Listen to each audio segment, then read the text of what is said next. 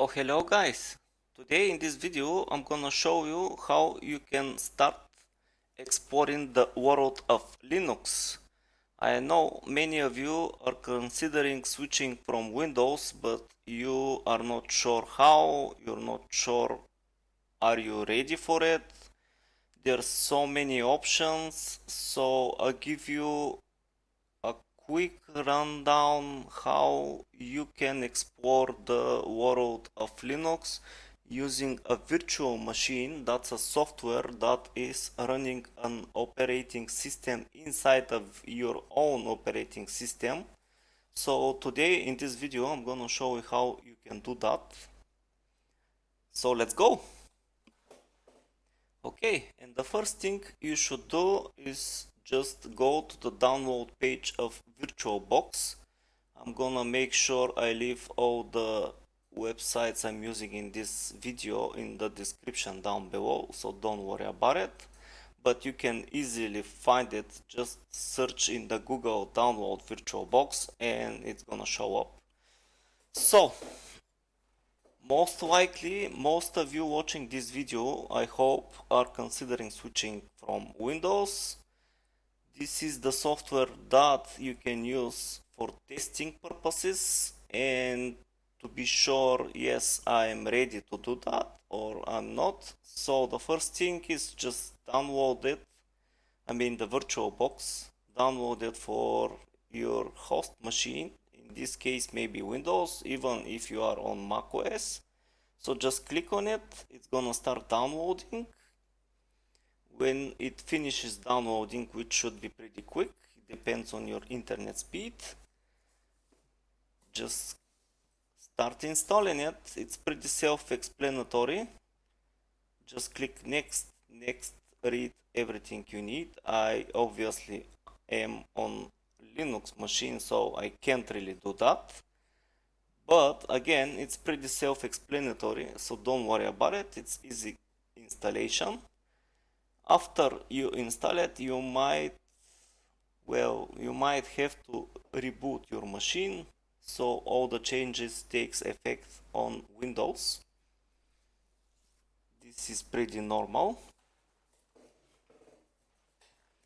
Once you reboot, I'm gonna open my VirtualBox, which is already installed, and this is what you get.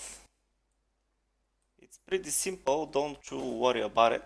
But before we start exploring the VirtualBox, I'm gonna show you another website. It's called DistroWatch.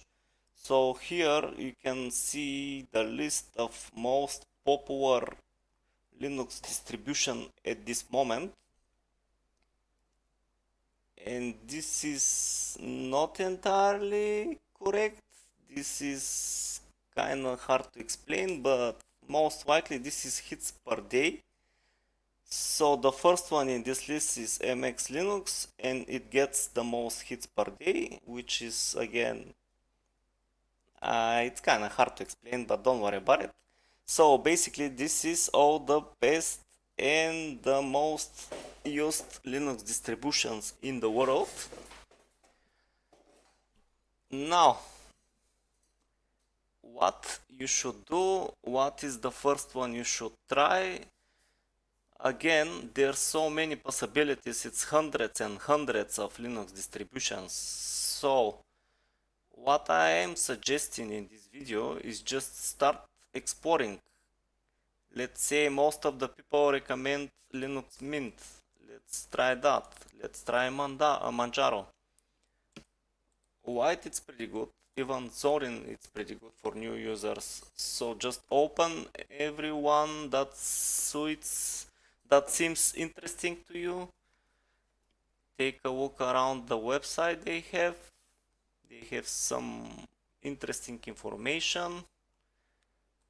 Let's go to the Manjaro website. Again, so much information on the website. You can read everything. Linux White 2. Like I said, there's so many possibilities. And one of the best for new one of the best for new Linux users. It's Zorin OS. It's recommended by so many people. See Forbes here, ZDNet, TechRadar, PC World. So let's, just for the sake of this video, let's start with Zorin. I'm just gonna show you how you can navigate, how you download the ISO. So the best for you and for your needs, it's, well, depending. If you have an older machine, I recommend downloading the white version, and I'm gonna use the core version in this video, so don't worry about it. If you wanna just subscribe to the newsletter, put down your email. I'm not gonna do that in this video. Just skip to the download, and as you can see, the download already started, but I have already downloaded the ISO. So now let's go back to the VirtualBox. Just click new, put the name of the VirtualBox, let's say Zorin test.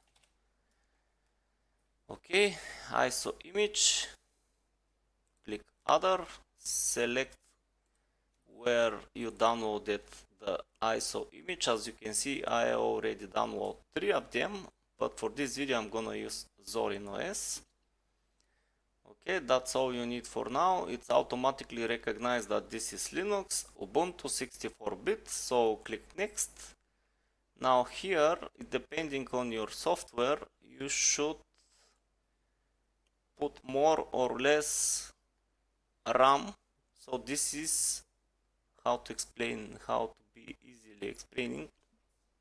Every personal computer or every machine has a RAM memory, so this is basically virtual RAM memory for this specific virtual machine. So I prefer to be around 409 or 500 megabytes or 5 gigabytes. Doesn't really matter that much, depends how strong your machine is. Now the processors, I have 8 CPUs. I'm gonna use 4 of them for this virtual machine. If you want, you can enable the EFI, but I'm not gonna do that. Just click next. This is the disk size you need for the, well, basically this is like a virtual hard drive for the virtual machine. So 25 gigs, it's pretty okay for me. You have summary here, just click finish, and your virtual machine is already created. Just before we start, just right click on the settings, go to the display, video memory. I would crank it up to the end, and I would enable extended features like enable 3D acceleration. Okay, that's it from now. Just double click twice on the newly created virtual machine and the installation should start. This is the default screen you see. If you have NVIDIA driver, this is a virtual machine, so obviously we can't use it. Just go for the first try or install Zorin OS. Just press enter, wait for the disk to do the checkups. I'm not gonna wait for it, of course. Come on. All right. And as you can see, there's a cool Zorin OS logo. It's gonna take a few seconds to load up. Yes, we are almost there.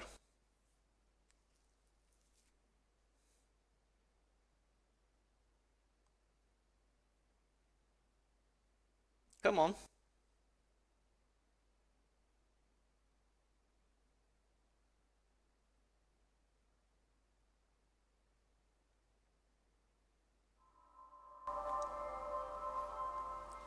All right. So now we are presented with the screen. If you are using Zorin OS with the Wi-Fi USB, you can just press try Zorin OS, but we are on the virtual machine. We really want to install it and browse around, so just click Zorin install Zorin OS. And now we gotta go little quick through the installation, but before we do that, I just want to try, I guess, oh no, can I open up a terminal here somewhere? I guess I can't. Okay, anyway, so just go little quick through the installation. I'll go with you. If you are English speaker or you are from the United States, it's already selected for you. You can even type here just to make sure the keyboard layout is correct before you continue. Just select your language. Okay. Download updates while installing the OS. Install third-party software. This is pretty important. If you are using, let's say, Wi-Fi adapter that needs proprietary drivers, or if you are using NVIDIA or whatever, I recommend clicking this and leave it. Just continue.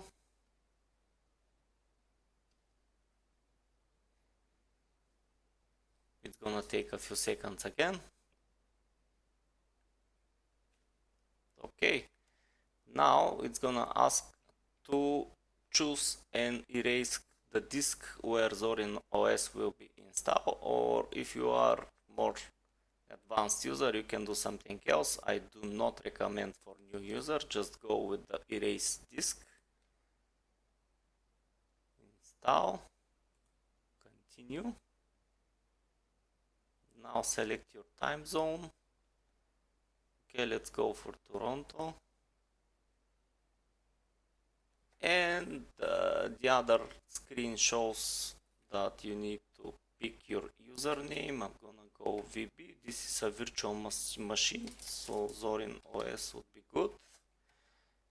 Pick a username, pick a strong and complicated password, not like me at the moment. It's already says short password, don't worry about it, it's gonna continue. And now the installation has started. This usually takes about 8 to 10 minutes, and I'm gonna pause the video and I'll come back when it's done.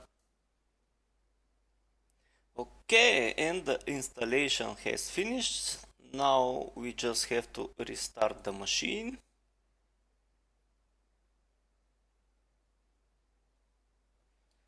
Press enter to remove the medium, okay. And we are logging back into our virtual machine of Zorin OS. This should be exciting for us. We are running Linux on a Windows machine, which is pretty cool. You can just log in, start browsing around, see if this is the distro you like, or if you are ready for installing Linux at all. But before we start, let's just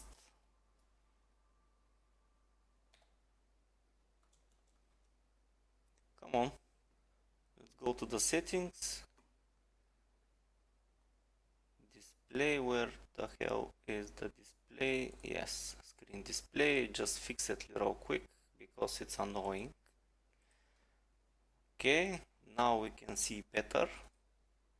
Oh, come on. Go to the full screen and we are ready for exploring. Now just Zorin OS give us the start tour. Just go with it, explaining pretty basic what the operating system is, what you can do with it. I suggest you can do that. There's a different look with Zorin appearances. You can launch it even from here. Okay, so you can change the layout if you like Windows one, if you like the Windows XP, or even Windows 11. You can do that here. I'm just gonna stick for now with the default. What else they have? Speed up your virtual machine. You can install the guest edition. This is like a drivers. Just click install so your virtual machine can run better. It shouldn't take much.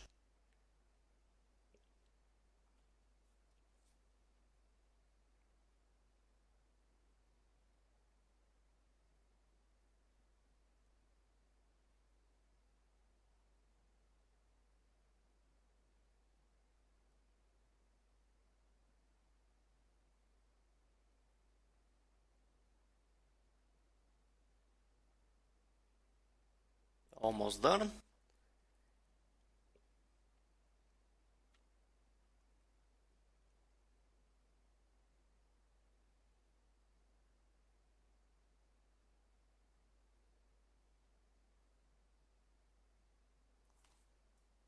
Okay, click next. If you have some online accounts that you can connect, like Nextcloud or Google, you can do that here. Even you can connect your phone. I'm not gonna do that. And this is another interesting part. If you want to install something else, just launch the software center. And this is not like Windows. Most of the distributions on Linux, they have similar like this software center that you can just search for the package you want, like let's say Firefox, and it's gonna show you all the hits with Firefox web browser. So you can just install it from here. You don't have to go browse the internet, download exe files and installing every single one of them. You can just do it from the software center. You have mostly all of the software you need in this software center, which is another cool reason to use Linux, of course. Now you have the choice for Office, and that's it. Now we even have updates to install, pretty easy. Just click install now and it should start installing all the current updates. So that's it, pretty easy, I think. I suggest you just start browsing around the menus. You can just go and exploring all the software installed. You can go to the appearances if you want to change the appearance.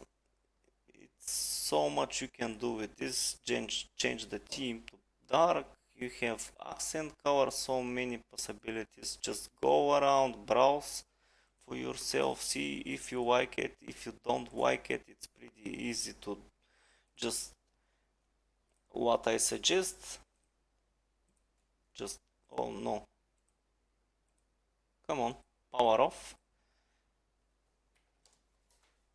If you feel like this is not the distro for you, that's okay. Start over, go again for the distro watch page, browse for another Linux distro, let's say Pop OS. It's more interesting to you. Just go to the website and start over. Just download it. If you think this is the distro that sounds more interesting to you, just download it. Spin up a new virtual machine with the new distro you want to try, let's say MintOS, and that's it. This is all you have to do, and don't worry about it. You can do whatever the hell you want in the virtual machine. Even if you break something, don't worry, just delete it and start over. This is just for the learning experience.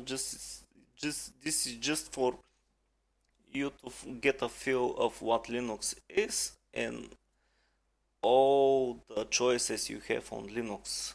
So this is just maybe first part of how you can switch off Linux. So let me know in the comments if you are interested in more detailed and more advanced. I'm not that advanced, but I can give you all the tips and tricks I did when I first switched to Linux. So let me know in the comment section down below, and I'm gonna leave you for now. This is it for today.